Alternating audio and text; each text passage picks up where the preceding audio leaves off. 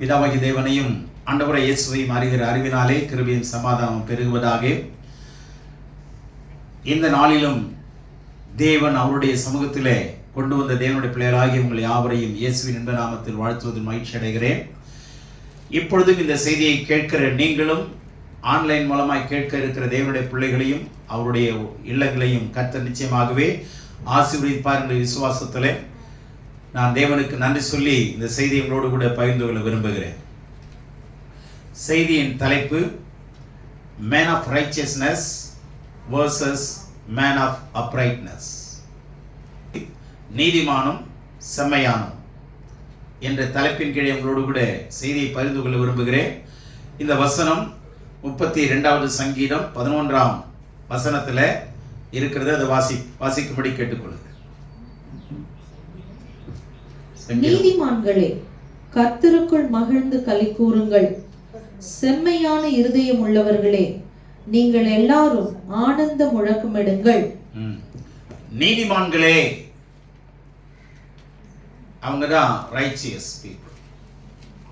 நீதிமான்களே, கர்த்தருக்குள் மகிழ்ந்து களி கூறுங்கள்.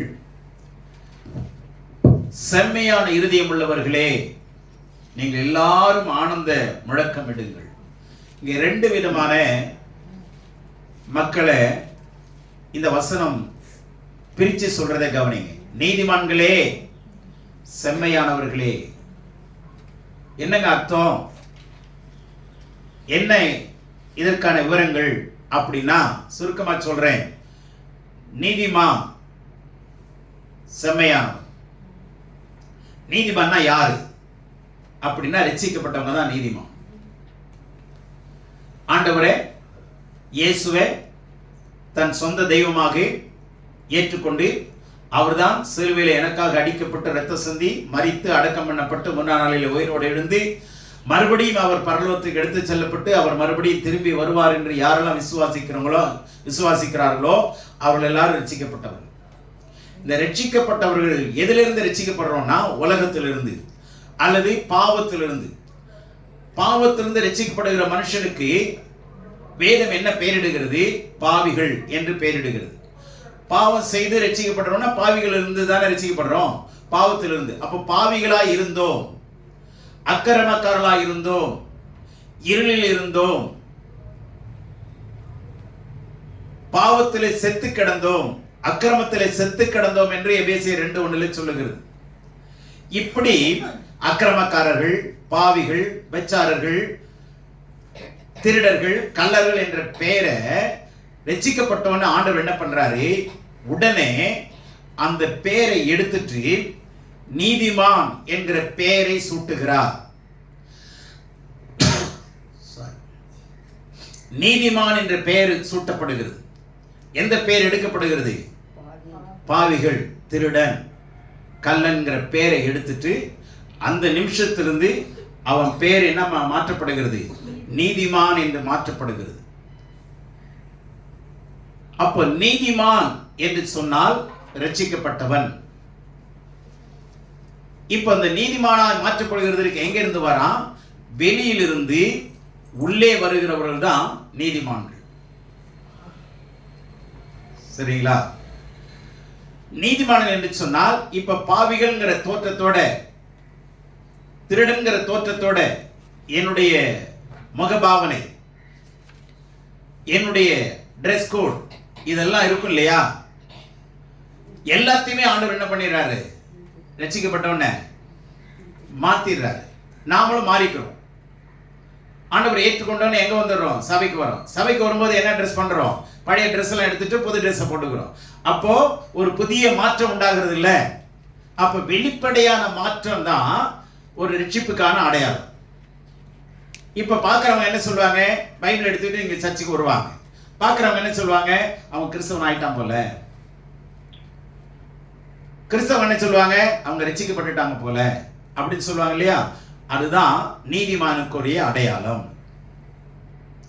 இது சரீர பிரகாரமான மாற்றம் அல்லது வெளி தோற்றத்திற்கான மாற்றம், எக்ஸ்டர்னல் சேஞ்சஸ். புரிஞ்சுச்சா? இப்ப என்ன பண்ணுவாங்க? முன்னாடி மாதிரி கெட்ட வார்த்தை பேசுறதுக்கு பயப்படுவாங்க. இடையில கோவம் வந்து பேசிவிட்டாலும் ஐயோ பேசுறேங்கிற உணர்வு வந்துடும். அப்போ சில மாற்றங்கள் உண்டாகுது. அப்போ சரீர மாற்றம் மிக அதிகமாக இருக்கும். வியாதியாக இருந்தால் குணமாக இருப்பாங்க, பிசாசின் பிடியிலிருந்து விடுதலையாக இருப்பாங்க, மந்திரத்திலிருந்து பிள்ளை சொல்லியிருந்து சுகமாக இருப்பாங்க, அடிமைத்தனத்திலிருந்து விடுதலையாக்கப்பட்டிருப்பாங்க. அப்போ இது எதை சொல்லுது? சரீர மாற்றம். இதுதான் நீதிமானுக்குரிய அடையாளம். சரி, இப்போ இந்த நீதிமான் உள்ளே வந்த நிலைமையிலிருந்து வெளியிலிருந்து உள்ளே வரான் இல்லையா? எதுக்குள்ள வர்றான்? சபைக்குள்ள. சரிங்களா? வெளியிலிருந்து சபைக்குள்ள வருகிறவர்கள் நீதிமான்கள்.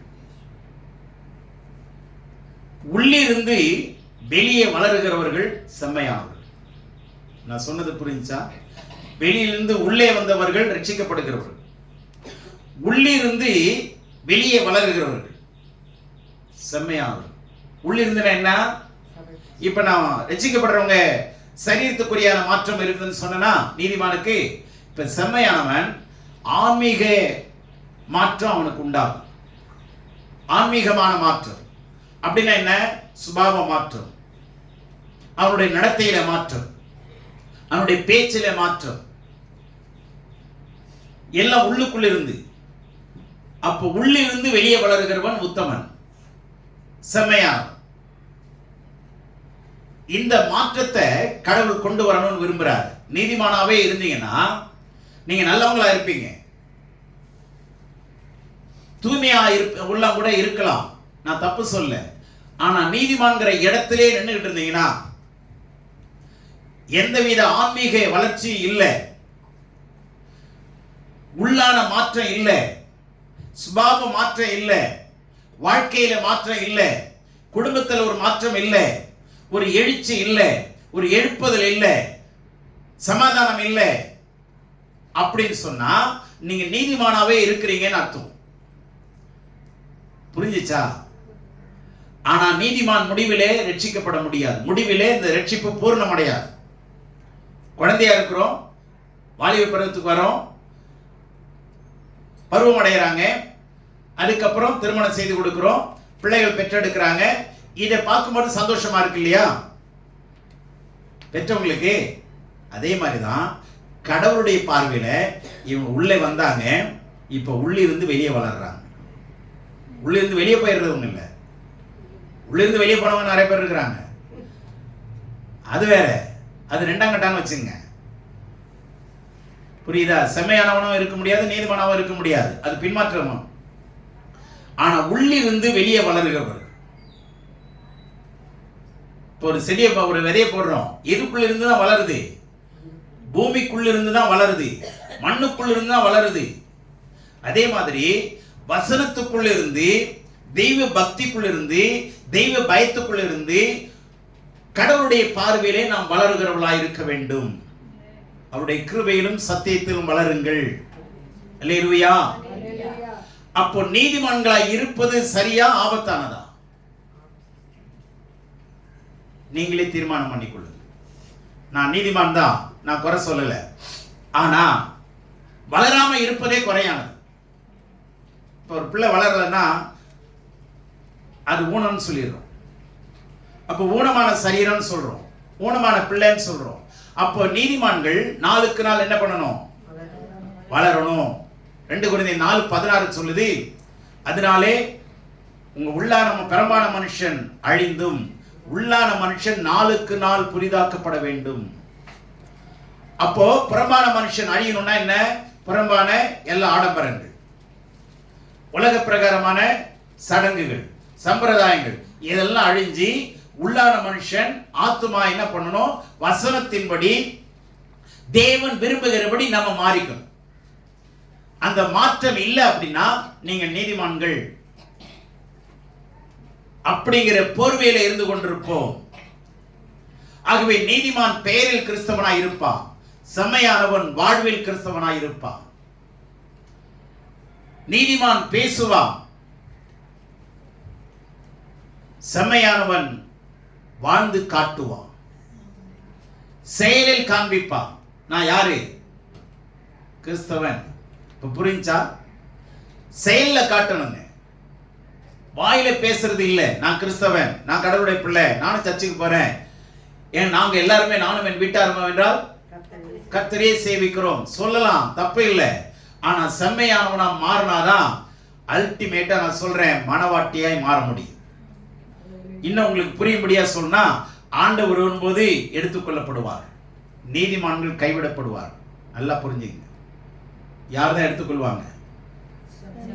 செம்மையானவர்கள். ஏன்னா அவங்க தான் வளர்றாங்க இல்லையா, அவங்களுக்கு தான் என்னது ஆவிக்குரிய முதிர்ச்சி, அந்த ஸ்பிரிச்சுவல் மெச்சூரிட்டி இருக்கும்.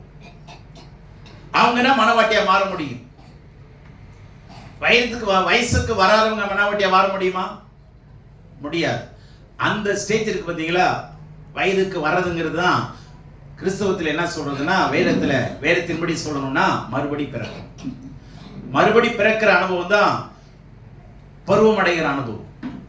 பருவம் அடைஞ்சாதான் அடுத்தடுத்து உங்களுடைய காரியங்களை நடப்பிக்கிறதுக்கு பெற்றோர்கள் சந்தோஷப்படுவாங்க அல்லது சங்கோஜப்படுவாங்க, வெளியில சொல்றதுக்கு வெட்கப்படுவாங்க. என் பிள்ளை இன்னும் என்ன ஆகல, முதிர்ச்சி அடையல, வாலிப பருவத்தை எட்டல, கோளாறு இருக்கா இல்லையா? பிள்ளைங்களை பத்தி வெளியில சொல்லுவாங்களா? ஆனா சொல்லும் போது தயங்குமா இல்லையா? ஏங்க உங்க பிள்ளைங்களை வச்சுட்டே இருக்கிறீங்க, மாப்பிள்ளை பார்க்க மாட்டீங்களான்னு கேட்டப்போ கேட்குறாங்கன்னு வச்சுங்க, என்ன பண்ணுவோம்? தடுமாறுவோம்ல, என்ன சொல்லுவோம்னு நினைப்போமா இல்லையா? அப்போ மறுரூபம் அடைகிறது, மறுபடி பிறக்கிற அனுபவம் அதுதான்.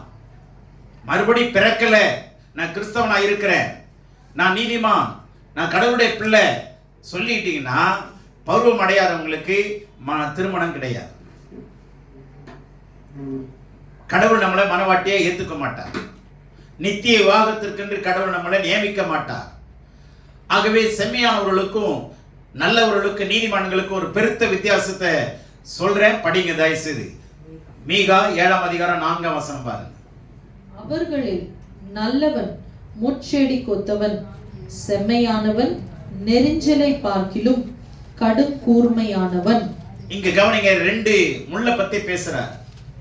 சாதாரண முள்ளு ஒண்ணு, இன்னொன்னு நெரிஞ்சல். நெரிஞ்சல் முள்ளு எத்தனை பேர் பார்த்திருப்பீங்கன்னு தெரியாது. இந்த சுண்டு வரல இந்த இவ்வளவு தூரம் இருக்கும், அது நீட்டமா இருக்கும், அருங்கோண சைஸ்ல இருக்கும், 6 சைட்லயும் முள்ளு இருக்கும். அது குத்துச்சுன்னா அந்த மாதிரி வலி கொடுமையா இருக்கும். ஆனா இங்க முள்ள பத்தி பேசலங்க. நல்லவன் முட்செடிக்கு ஒத்தவன். முட்செடியை விட்டுருங்க, முட்செடிக்கு ஒப்பானவன் தான் சொல்லுது, நல்லவன் முட்செடின்னு சொல்லல. அதே மாதிரி செம்மையானவன் யாருன்னா கடும் கூர்மையானவன், நெரிஞ்சலை பார்க்கிலும். அப்படின்னு என்ன அர்த்தம்னா, முள்ளை பத்தி பேசல. அங்க சாதாரண முள்ளுக்கு இருக்கிற ஷார்ப்பை விட, கூர்மையை விட கடும் கூர்மை எதுக்குதான்? நெரிஞ்சல் முள்ளுக்குன்னு எழுதியிருக்கு. அந்த கூர்மையை எடுத்துக்குவோம். சாதாரண ஊசியோ அல்லது ஒரு பின்னோ குத்துச்சுன்னா வலிக்குது, செப்டிக் ஆயிருது, சரியா, காயப்படுத்திடுது. ஆனா இன்ஜெக்ஷன் நீடில் காயப்படுத்துதா, காயத்தை ஆத்துதா? இன்ஜெக்ஷன் நீடில் இருக்குல்ல, அதுவும் முள்ளு தானே.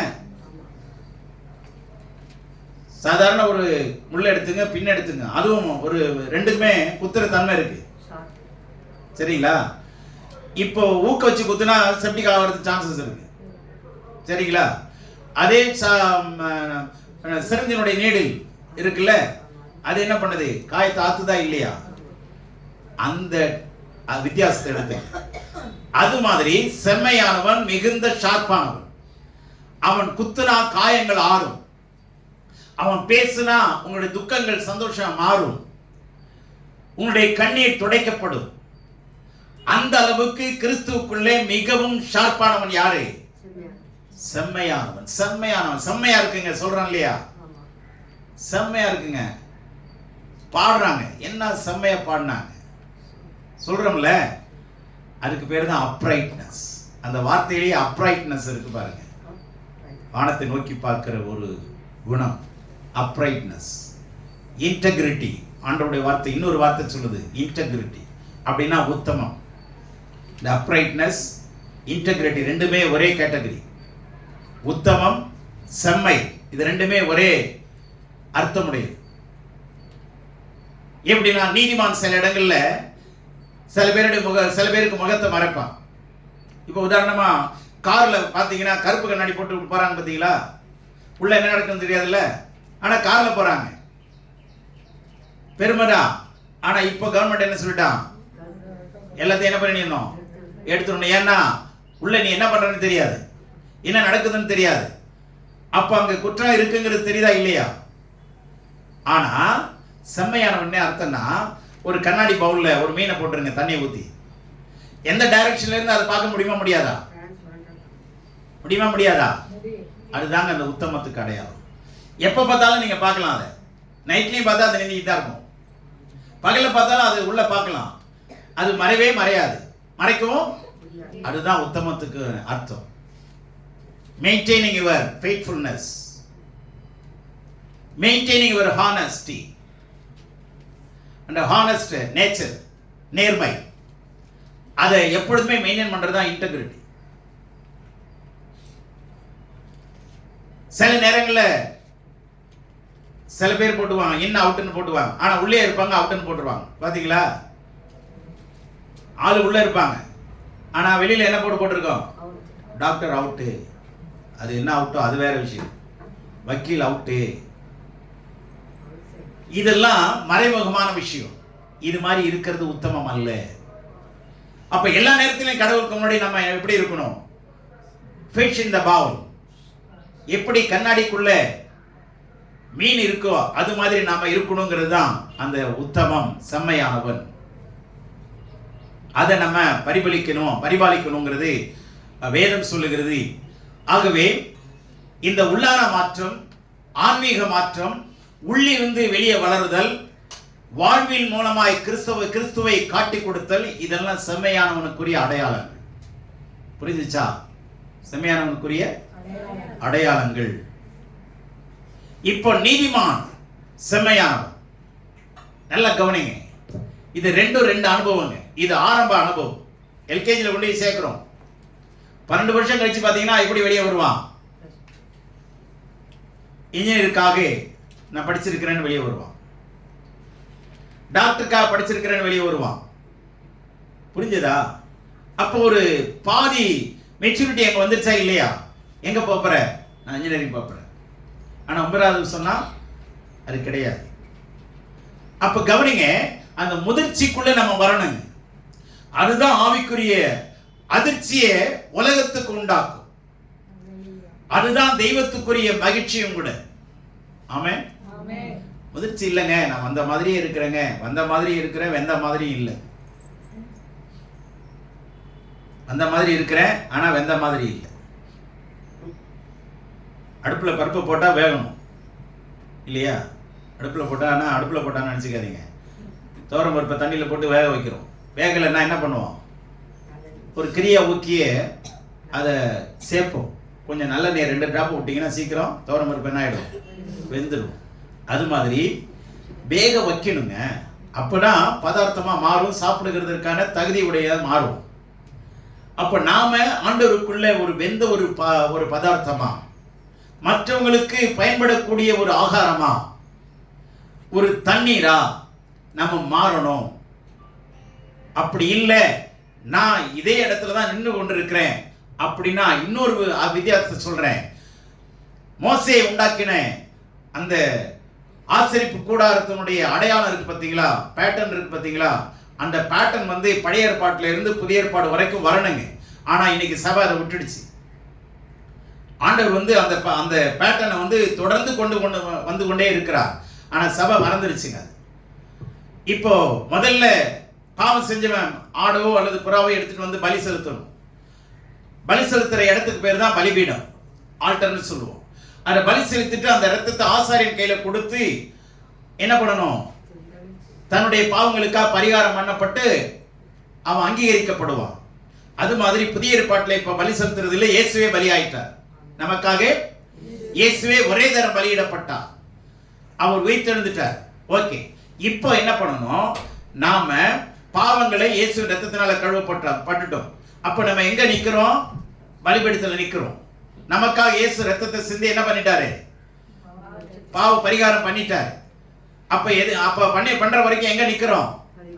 பலிபீடத்துல நிக்கிறோம். அடுத்த இடம் என்ன? பரிசுத்த ஸ்தலம். அங்க என்ன இருக்கு?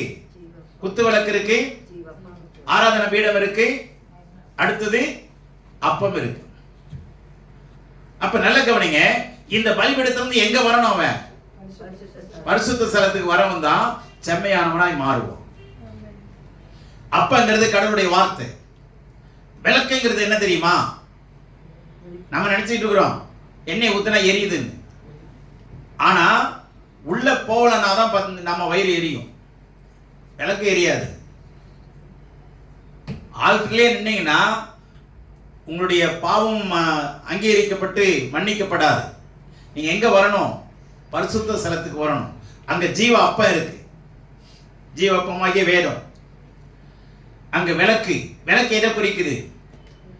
நீதிமொழி 6:23 என்ன சொல்லுது?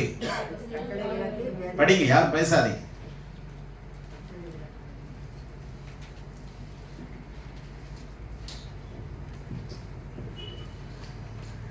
கட்டளைய விளக்கு, வேதமே வெளிச்சம். இப்போ ஆராதனை பரிசுத்த ஸ்தலத்துல என்ன இருக்கு? குத்து விளக்கு இருக்கு.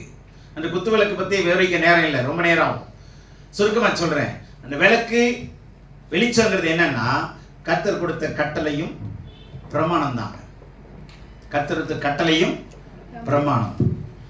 இப்போ இந்த நீதிமான் அப்படின்னு ரட்சிக்கப்பட்டவங்க நிலைமையில நின்றுட்டு இருக்கிறவங்க எங்க இருப்பாங்கன்னா அந்த பலிபீடத்தில் நின்றுட்டு இருப்பாங்க. செம்மையானவர்கள் எங்க வருவாங்கன்னா பரிசுத்த ஸ்தலத்துக்கு வந்துருவாங்க. அங்க வந்து வசனத்தை கேட்பாங்க, சத்தியத்தை கேட்பாங்க, கற்றுக்கொள்வாங்க. இப்போ நீதிமான்கள் என்னவா மாறணும்? செம்மையானவர்களாய் மாறணும். செம்மையானவர்கள் என்ன? குற்றங்களை கடந்து குற்றம் செய்யாம இருக்கிற நிலைமைக்கு வரவங்க. அப்போ இது குற்றம் இல்லைன்னு தெரியணும்னா, இது தப்பு இல்லைன்னு தெரியணும்னா எது அறிஞ்சிருக்கணும் அவங்க? ஏசாயா 51:7 பாருங்க. சீக்கிரம், ஏசாயா 51:7. நீதியை அறிந்தவர்களே. நீதியை நல்ல கவனிங்க, முக்கியமான வசனங்கள் உங்களுக்கு நான் எடுத்து கொடுக்கிறேன். நீதியை அறிந்தவர்களே, என் வேதத்தை இருதயத்தில் பதித்திருக்கிற ஜனங்களே. என் வேதத்தை இருதயத்தில் பதித்திருக்கிற ஜனங்களே. நல்ல கவனிங்க, இந்த ரெண்டு பேரை பத்தி இங்க சொல்லுது பாருங்க. நீதியை அறிந்தவர்கள், வேதத்தை இருதயத்தில் பதித்திருக்கிறவர்கள். வேதம்னா என்ன நினைச்சுக்கிறோம் தெரியுமா? ஆதியாகமத்திலிருந்து வெளிப்படுத்தல் வரைக்கும் வேதம் நினைச்சுக்கிறோம், சரியா? ஆனா அதனுடைய முக்கியமான அர்த்தத்தை சொல்றேன். வேதம்னா ஆதியாகமம், யாத்திராகமம், லேவியராகமம், என்னாகமம், உபாகமம், இந்த 5 ஆகமம் தான் வேதம்னு சொல்லப்படுது. தோரா, எபிரேயத்துல தோரா, தமிழ்ல பஞ்சாகமம், 5 ஆகமம், கிரேக்கத்துல பென்டாட்டோக், இப்படி பல மொழிகள்ல நம்ம சொல்லப்பட்டிருக்கு. இந்த வேதம்னா இந்த 5 ஆகமும் எங்க இருக்கணும்? எங்க இருக்கணும்? இததான் யோசுவாட்ட சொல்றாரு, இந்த நியாயப்பிரமாண புஸ்தகம் உன் வாய் விட்டு. ஏன்னா அந்த காலத்துல இருந்ததே அந்த 5 வேதம் தான், 5 புத்தகம் தான். இந்த 5 புத்தகத்திலே கடவுளுடைய கட்டளைகள் இருக்கு, பிரமாணங்கள் இருக்கு. இதை விட்டுட்டு தான் நம்ம எல்லாத்தையுமே படிச்சுட்டு இருப்போம். வசனம் தெரியும், வாக்குத்தத்தம் தெரியும், முடிஞ்சா தீர்க்கதரிசனம் தெரியும். ஆனா யார் தீர்க்கதரிசிகள் தெரியாது, இந்த விவரங்கள் தெரியாது. வசனம் மாத்திரம் நான் படிச்சுட்டே இருப்பேன். டெய்லி காலண்டர்ல வேலைக்கு போகும்போது அதுல பாதி பிச்சு போட்டுப்பாங்க, வேற முழு வசனம் கூட இருக்காது காலண்டர்ல. அதுல கால வசனம், அரை வசனம் தொங்கும். அந்த தொங்குற வசனத்தை படிச்சுக்கிட்டு நம்ம தொங்கிக்கிட்டு கிடப்போம், பிரச்சனை இல்லை. முழு வசனம் இருக்காது. அப்போ வசனங்கள் தெரியும், அவங்க தான் நீதிமான்கள். சட்டங்கள் தெரிந்தவர்கள் தான் செம்மையானவர். கட்டளையே விளக்கு. வீட்டுல விளக்கு இல்லாம வாழ முடியுமா? வெளிச்சம் இல்லாம வாழ முடியுமா? அப்ப கிறிஸ்துவ வாழ்க்கை எது இல்லாம வாழ முடியாதுன்னா, நீங்க வசனத்தை வச்சு உயிரோட இருக்கலாம். வசனத்தை வச்சுக்கிட்டு என்ன பண்ணலாம்? உயிரோடு இருக்கலாம். வரலாம், போகலாம், உட்காரலாம், பாடலாம், ஆராதனை செய்யலாம், ஓடி போயிடலாம். உயிரோடு இருக்கிறது பெரிய விஷயமா, பலத்தோடு இருக்கிறது பெரிய விஷயமா? நான் உயிரோடு தாங்க இருக்கிறேன் அப்படின்னவனே என்ன வேலைக்கு இவனை என்ன வேலைக்கு வாங்குவீங்க? என்ன வேலை செய்யுங்க? இப்படியே நாடி நரம்பெல்லாம் செத்து போய் என்னப்பா ஏதோ இருக்கிறவங்க கிருபையினால இருக்கிறேங்க ஏதோ நீங்கள் பண்ணுற ஜபத்தினால இருக்கிறேங்க, எப்படியோ செய்கிறேங்கன்னு சொல்லி இந்த இப்படி ஒடுங்கி கிடுங்கி எல்லாம் இப்படி இருக்கிறவனை என்ன வேலை செய்ய முடியும்? பலமாக இருக்கிறவங்க தானே, பலசாலிங்களை தானே வேலை செய்ய முடியும். ஆரோக்கியமாக இருந்தால் தானே. அந்த ஆரோக்கியம் எதில் இருக்குன்னா கட்டளையிலையும் விளக்கலையும் தான். நீங்கள் கட்டளையை விட்டுட்டு கட்டளையில் தெரியாமல், இப்போ நீங்களும் நானும் ஒரு போலீஸ்கிட்ட வாதாடணும்னா நம்மளை அவங்க எதிர்க்கிறதுக்கும் அதிகாரம் இருக்கு, பேச முடியாதுன்னு சொல்றதுக்கு அதிகாரம் இருக்கு. இப்போ நான் ஒரு அட்வொகேட், ஹைகோர்ட் அட்வொகேட்டா நான் நிற்கிறேன் அப்படின்னா அவங்க பதில் சொல்லுமா இல்லையா? சொல்லுங்க, சொல்லுமா இல்லையா? எங்களோட இன்ஸ்பெக்டர் இருப்பாங்களா ஒரு 4 பேரோட, நீங்களாம் யாருங்க? கேஸ் கொடுக்க வந்தவங்க, ரைட்டு, ஓரமாக நின்றுங்க. நீங்கள் யார் சார்? அட்வொகேட். உட்காரு, என்ன பிரச்சனை பேசுங்க. யார்கிட்ட பேசுகிறாங்க இப்போ? ஏன் அவங்கள்ட்ட பேசுகிறாங்க? அப்போ நிற்க முடியுது இல்லை, பேச முடியுது இல்லை. அப்போ கடவுளுக்கு முன்பாக நிற்க முடியும், பேச முடியும் யாருன்னா கட்டளையும் பிரமாணத்தை அறிஞ்சவங்க தான். வசனம் அறிஞ்சவங்களை ஓரம் கட்டிடுவார். எனக்கு இந்த வசனம் தெரியுங்க, அந்த வசனம் தெரியும், ஒரு அதிகாரத்தை நான் வந்து 3 மாசத்துல ஒரு பைபிள் எல்லாம் வாசிச்சு முடிக்கிறாங்க. ஓகே, சட்டம் தெரியாதுல்ல, ஓரம் போ, நான் உன்னை அறிய. அதுவும் என்ன செய்யக்காரர் என்றாரு, அக்கிரம செய்யக்காரரே என்னை விட்டு அகன்று போங்கள், நான் உங்களை அறியேன்றுவார். இப்ப கட்டளையும் இல்லை, நீங்க வந்து ரோடு ரூல்ஸையே நீங்க பாக்குறது இல்லை, கண்டபடியா ஓட்டுறீங்கன்னா அவங்களை தூக்கி வச்சு கொஞ்சுவாங்களா? போலீஸ் கொஞ்சுவாங்களா? குழப்பான். யாரா உனக்கு வண்டி கொடுத்தது? லைசன்ஸ் எங்க? லைசன்ஸ் பிடிக்குவான். சரியா? அப்போ ரோடு ரூல்ஸ் அட்லீஸ்ட் தெரியணும், கொஞ்சமாவது நமக்கு சட்டங்கள் தெரியணும். சட்டங்கள் தெரிஞ்சாதான் நீதியை, அங்க என்ன சொல்றாரு, நீதியை அறிந்தவர்களே. நீதி எதுக்குள்ள இருக்கு? சட்டத்துக்குள்ள தானே நீதி இருக்கு. வசனத்துக்குள்ள நீதி இருக்கா? சட்டங்களுக்குள்ள நீதி இருக்கா? சீக்கிரம் சொல்லுங்க. வசனத்துக்குள்ள நீதி இருக்கா? கட்டளைகளுக்குள்ள நீதி இருக்கா? அதனாலதான் அதை இருதயத்தில் பதிச்சு வைங்க. கட்டளைகளையும் பிரமாணங்களையும் எங்க வைக்கணும்? நீங்க வசனத்தை நீங்க நல்லா படிச்சு மறுரூபம் அடைஞ்சிட்டு மறுபடி பிறந்துட்டீங்கன்னு வச்சுங்களேன், 2 விஷயம் இருக்கு. வசனங்களை உள்ளத்துல எழுதுறது நீங்க தான். வசனத்தை எழுதி நீங்க மறுபிறப்பு அடைஞ்சிட்டீங்கன்னா, மறுபிறப்பு அடைஞ்சவங்க இருதயத்துல கடவுள் கட்டளைகளை எழுதுவாராம். இங்க இருக்கிற கட்டளையை வேற, இந்த கட்டளைகளை நம்முடைய இருதயத்துல எப்ப கடவுள் எழுதுவார்னா, இதுக்கெல்லாம் வசனம் இருக்கு. எபிரேயர் 8:10 இருக்கு. அவர் உங்களுடைய இருதயத்திலே கட்டளை என்ன பண்ணுவாரு? எழுதுவார். நீங்க வசனத்தை எழுதி ஜீவ வாக்கியத்தை உங்க இருதயத்தில் எழுதுனீங்கன்னா கட்டளைகளை அவர் உங்களுக்கு எழுதுவார். இதெல்லாம் ரெசிப்ரோக்கல் ஆக்டிவிட்டிஸ், 2 பேருமே செய்யணும். மியூச்சுவலா செய்ய வேண்டிய வேலை. நீங்க ஜீவ வாக்கியத்தை உள்ளத்தில் எழுதினீங்கன்னா அவர் வந்து கட்டளைகள் எழுதுவார். ஏன் எழுதுவார்னு அப்புறம் பேசுறேன், டைம் இல்லை. ஆகவே நல்ல கவனிங்க, நீதியை அறிந்தவர்களே அப்படின்னா என்ன? நான் சட்டத்தை அறிஞ்சவன் அர்த்தம். இதயத்தில் வசனத்தை, வேதத்தை என்ன பண்ணிருக்கிறேன்? பதிச்சிருக்கிறேன்னு அர்த்தம். ஏசாயா 52:11. புறப்படுங்கள், புறப்படுங்கள், அவ்விடம் விட்டு போங்கள், அசுத்தமானதை தொடாதிருங்கள், கர்த்தருடைய பாத்திரங்களை சுமக்கிறவர்களை. இங்க என்ன சொல்றாரு? சுமக்கிறவர்களை இருக்கு. சுமக்கிறவர்களே, நீதியை நடப்பிக்கிறவர்களே, என்னுடைய வேதத்தை இருதயத்தில் சுமக்கிறவர்களே, என்னுடைய பாத்திரத்தை என்ன பண்றீங்க? சுமக்கிறவங்க. அந்த நாட்கள்ல ஆசாரிகள் எதை சுமந்து கொண்டு யோர்தானை கடந்து வந்தாங்க? உடன்படிக்கை பெட்டியை சுமந்து கொண்டு கடந்து வந்தார்கள். நீங்களும் நானும் இன்னைக்கு கடவுளுடைய ஆலயமாகிய அந்த ஆலயத்தை ஆலயமா நம்ம என்ன பண்ணணும்? நடக்கணும், சுமந்து கொண்டு நடக்கணும். கர்த்தரோட உடன்படிக்கையை சுமந்து கொண்டு நடக்கணும்.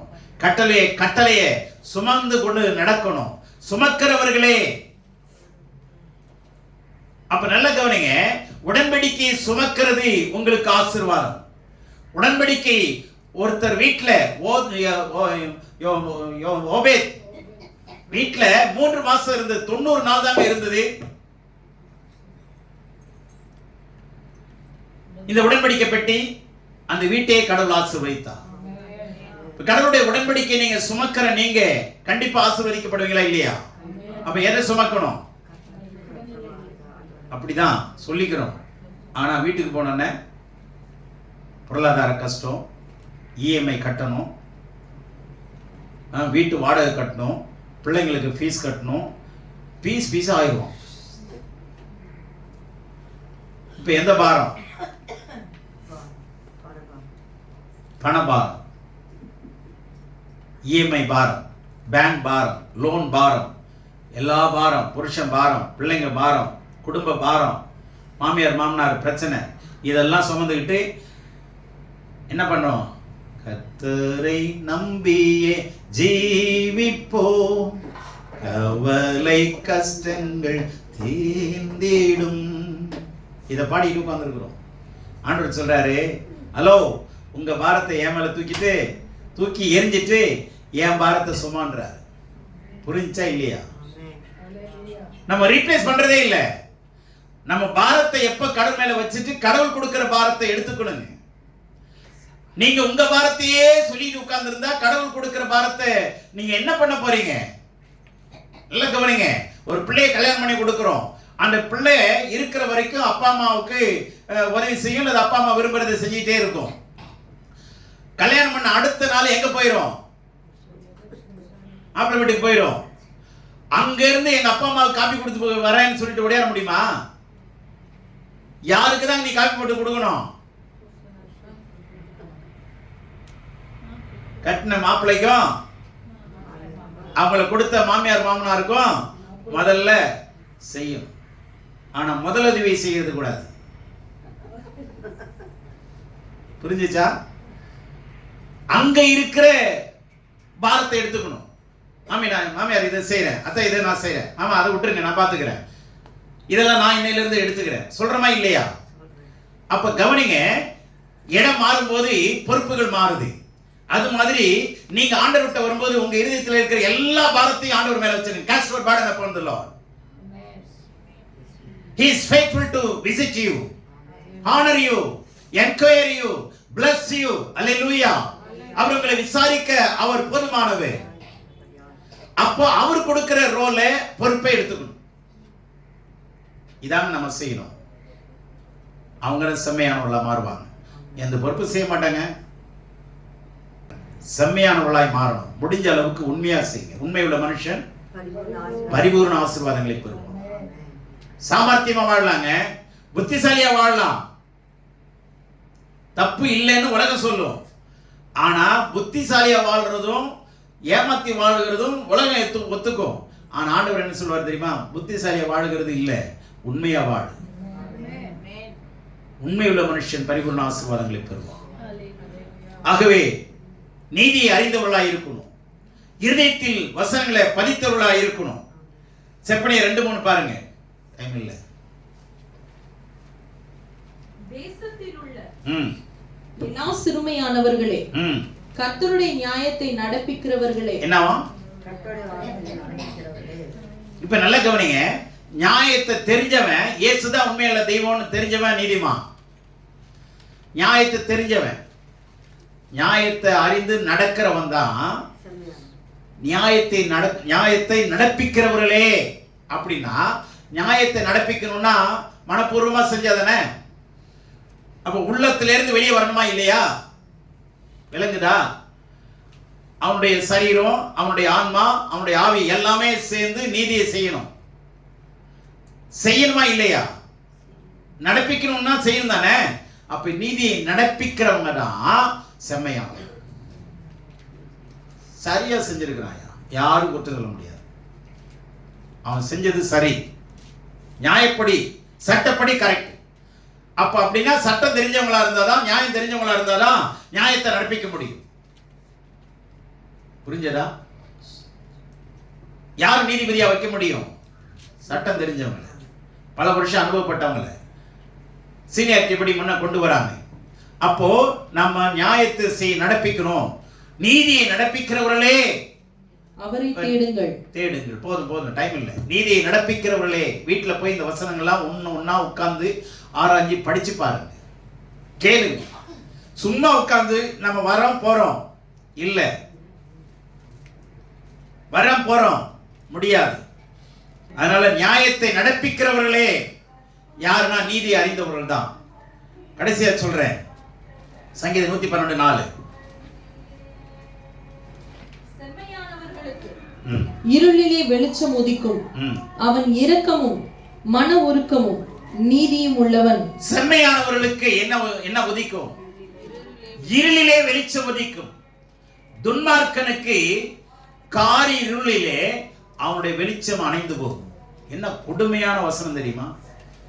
காரி இருள், சாதாரண இருள் இல்லைங்க, காரி இருள். நான் ஒரு நாள் அனுபவிச்சேன். சைக்கிள்ல 5:30 மணிக்கு 5:15 இங்க இருந்து பெரம்பூர் போறேங்க. ட்ரெயின் 5:45 ட்ரெயினுக்கு போறேன். அன்னைக்கு இந்த எல்லாம் பொங்கலுக்கு எரிய விடுவாங்களே, என்னது, போகி பண்டிகை. அன்னைக்கு பாத்தீங்கன்னா பஸ் அந்த மாதிரி ஸ்லோவா வந்த காட்சியை உங்களால பார்த்திருக்க முடியாது. 10 அடிக்கு உள்ள அந்த பஸ்ஸனுடைய லைட் எவ்வளவு ஃபோக்கஸ் கொடுக்கும், அவனுக்கு 5 அடி கூட தெரிய மாட்டேங்குது. சைக்கிள்ல எனக்கு 2 அடி தெரியல, போக போக தான் தெரியுதுன்னா அப்ப எவ்வளவு வேகம் போக முடியும் பாருங்க. ரொம்ப கஷ்டப்பட்டுருவான் அன்னைக்கு. சைக்கிள் ஓட்டுறவன் ஓட்ட முடியல, நடந்து வரவன் மெதுவா நடக்கிறான், கார் ஓட்டுறவன் ஓட்ட முடியல. ஏன்னா அந்த ஃபோக்கஸ் பண்றான், லைட்டே தெரிய மாட்டேங்குது. அந்த அளவுக்கு இருட்டு அன்னைக்கு நான் பார்த்தேன். ரொம்ப கடினமாயிருச்சு. அதை விட காரியம்னா என்ன கதி ஆகும்னு பாருங்க. அப்ப துன்மார்க்கனுடைய விளக்கு எப்ப அணையுமா? எப்படி இருக்கும் அவனுக்கு? தேவனுடைய பிள்ளைகளே, நம்ம இருள்ல இருந்தோம், இப்போ இருட்டுல நிக்காதீங்க, வெளிச்சத்துக்கு வந்துருங்க. வெளிச்சம் வரணும்னா கட்டளையும் விளக்கையும் நீங்க அறிஞ்சு, வெளிச்சத்தையும் பிரமாணத்தையும் அறிஞ்சுதான் ஆகணும், கற்றுக்கொண்டுதான் ஆகணும். அப்படி இல்லை அப்படின்னா பேர் கிறிஸ்தவர்களா வாழ்வோம். ஏதோ நம்ம வாயில அதாவது வானத்திலே என்ன சொல்றோம், ஆகாயத்திலே சிலம்ப மனிதர்கள் போல நடிக்கலாம். ஆனா படிச்சவங்க நடிக்க மாட்டாங்க, நடிக்கிறவங்க படிக்க மாட்டாங்க. புரிஞ்சுச்சா? தயவு செய்து நடிக்கிறவர்கள நாம இருக்கக்கூடாது, படிக்கிறவர்களாய் மாறுங்க. நீதியை படிங்க, அப்பதான் நடப்பிக்க முடியும். நீதியை நடப்பிக்கிறவர்களே, வேதத்தை சுமக்கிறவர்களே, பாத்திரத்தை சுமக்கிறவர்களே, நீதியை அறிந்தவர்களே, செம்மையானவர்களே, உங்களுக்கு இருளில் என்ன பண்ணும்? வெளிச்சம் கண்டிப்பா உதிக்கும். நீங்க இருளுக்கு போனா வெளிச்சம் ஆயிரும். ஒரு துக்க வீட்டுக்கு போனீங்கன்னா அங்க சமாதானம் கிடைச்சிடும். பிரச்சனையான இடத்துக்கு போனீங்கன்னா அங்க அமைதி உண்டாகும். நீங்க போகிற இடத்துல தேவன் எழுந்தருளுவா, சத்தனுடைய ராஜ்யம் அழியும். ஆமென். அப்ப செம்மையானவர்களாய் மாற்றப்பட வேண்டும். நீதிமான்கள் ஸ்டேட்டஸ்ல இருந்து என்ன பண்ணிட்டே வரணும்? வளர்ந்துகிட்டே வரணும், மறுபிறப்பு அடையணும், அபிஷேகம் பெறணும். ஞானஸ்நானம் எடுக்காதவங்க ஞானஸ்நானம் எடுங்க, ஞானஸ்நானம் எடுத்தவங்க அபிஷேகம் பெறுங்க, அபிஷேகம் பெற்றவங்க வரங்களை பெற்றுக்கொள்ளுங்க, வரங்களை பெற்றுக்கொள்ளுங்க, ஊழியம் செய்யுங்க, தேவனுடைய நாமத்தை மகிமைப்படுத்துங்க. கடவுளோடு கூட தொடர்ந்து இருப்பா. அல்லேலூயா. சோம்பேறிகளுக்கு சோறு கிடைக்காது, கந்தை தான் உடுத்தணும்னு நீதிமொழியில் சொல்லுது. எந்த அளவுக்கு வேகமா பலன் இருக்கும் போதே பயன்படுத்திக் கொள்ளுங்க. பலன் இழந்த பிறகு நான் வரேன் ஏத்துக்க மாட்டாங்க. அவங்க ஸ்பீடு வேற, உங்க ஸ்பீடு வேற ஆயிடும். அதனால நல்ல குடிங்க, இருக்கிற பலத்தோட எழும்புங்கள். கிதியோனே, இந்த பலத்தோட நீ புறப்படு, யுத்தம் பண்றதை நான் பார்த்துக்கிறேன், நான் சொல்றதை கேளு. தேவனுடைய பிள்ளைகளே, அந்த காலம் வேற, ஆனா இந்த காலம் கடவுள் கையில கொடுத்திருக்கிறார். இதை மதிக்கல, கட்டளையை நீங்க கேட்கல, கீழ்ப்படியில அப்படின்னா நீதிமான்கிற போர்வையை போத்திக்குவோம். ஆனா அந்த போர்வையை எடுத்துட்டு பார்த்தா யாருங்கிறது அப்புறம் தெரியும். பசுத்தோல் போத்தின புலியா, இது பாயற புலியா, பதுங்குற சிங்கமா, சிறுத்தையான அப்பதான் பார்க்க முடியும். தேவனுடைய பிள்ளைகளை நல்ல கவனிங்க. அந்த போர்வை நீக்கப்பட்டுச்சுன்னா போர்வையும் நீங்க இருக்கிற ஆளு ரெண்டு ஒண்ணா இருக்கும். ஆமென். அல்லேலூயா. நீதிக்குரிய போர்வை போத்திருந்தீங்கன்னா நீதிக்குரிய வாழ்க்கையை நடத்தும். சோம்பேறிக்குரிய போர்வை போத்திருந்தா உள்ள யார் இருக்கான்னு தெரிஞ்சிடும். அதனால தயவு செய்து எழும்புங்க, பிரகாசமா மாறுங்க. நீதிமான்கிற ஸ்டேட்டஸ்ல இருந்து என்ன பண்ணுங்க? நாளுக்கு நாள் வளரும்படி பிரயாசப்படுங்க. நீதியை கற்றுக்கொள்ளுங்க. அப்பதான் நீதியை நடப்பிக்க முடியும். நீதியை அறிந்தவர்களே அப்படின்னா சட்டங்கள் அறிந்தவர்களேன்னு அர்த்தம், பிரமாணத்தை அறிஞ்சவங்களேன்னு அர்த்தம். இது தெரியாம வெறும் வசனத்தை வாசிட்டு இருந்தா நீங்க பலிபீடத்துல நின்று டெய்லி ஒரு கோழியை வெட்டிட்டு தின்னுக்கிட்டே இருக்கலாம், சிக்கனா. ஆல்டரில் கோழி சத்தமும் மாட்டு சத்தமும் ஆடு சத்தமும் கேட்டுக்கிட்டே இருக்கும். புரியுதா? அங்கேயே நின்றுட்டு இருக்கலாம், வசதியா இருக்கும். உள்ள போனாதான் பிரச்சனை நினைச்சீங்கன்னா நீங்க உள்ள வராத வரைக்கும் பிரச்சனை தீராது. அதனால தீர்மானம் பண்ணுங்க, கர்த்தர் நம்மோடு இருப்பார், கர்த்தர் நம்மை ஆசீர்வதிப்பார். ஆமென்.